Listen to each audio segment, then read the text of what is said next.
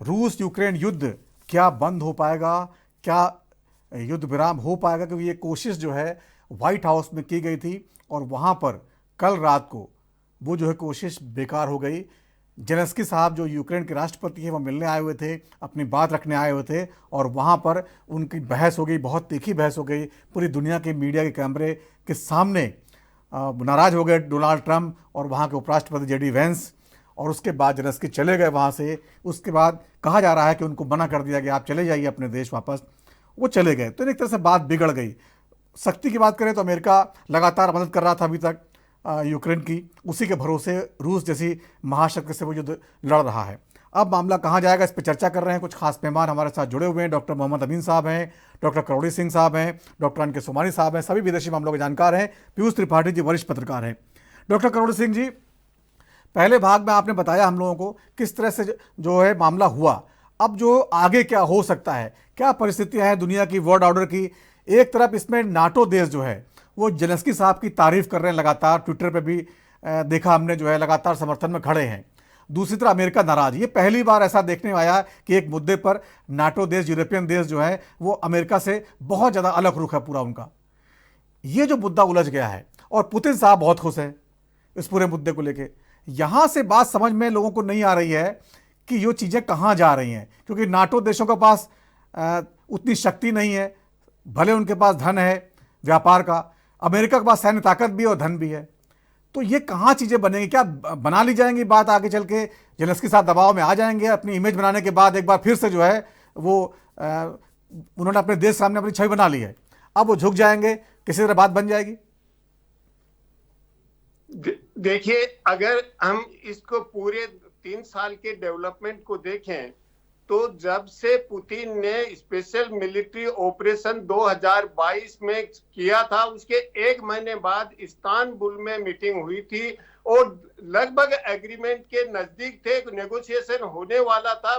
Putin के और Zelensky तैयार हो रहे थे। उस समय अमेरिका और ब्रिटेन ने कहा कि कोई एग्रीमेंट नहीं होगा, साइन नहीं होंगे, हम आपके पीछे हैं।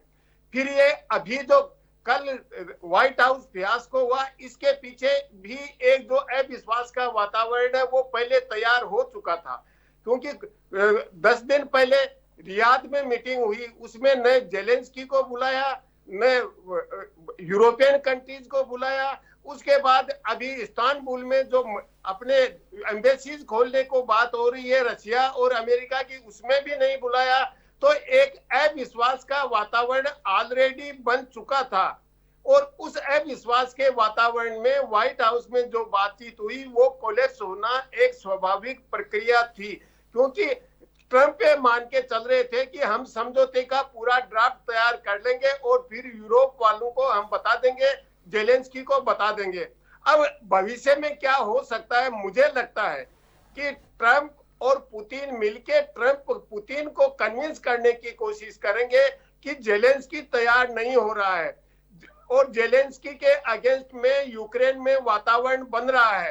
तो एक तो जेलेंस्की पे चुनाव के लिए दबाव बनाया जाए, क्योंकि चुनाव होगा तभी वहां लेजिटिमेसी होगी। वो ये जो लीगली ये प्रेसिडेंट नहीं है, कॉन्स्टिट्यूशनली प्रेसिडेंट नहीं है, और इसके लिए ट्रंप ये प्रयास करेंगे कि पुतिन को कन्विंस किया जाए कि यूनिलेटरल सीज फायर आप अनाउंस कर दें और यूक्रेन में एक चुनाव का वातावरण बनाएं और उसमें जेलेंस्की की हार निश्चित है। जिस तरह का वहां पे उसकी रेट है पॉपुलैरिटी की, तो इस हिसाब से मुझे लगता है कि पुतिन को तैयार करके यूनिलेटरल सीज फायर करके यूक्रेन में चुनाव करवा के और फिर नया डिस्पेंसेशन आएगा, उससे बातचीत करके समझौता करने का प्रयास करेंगे।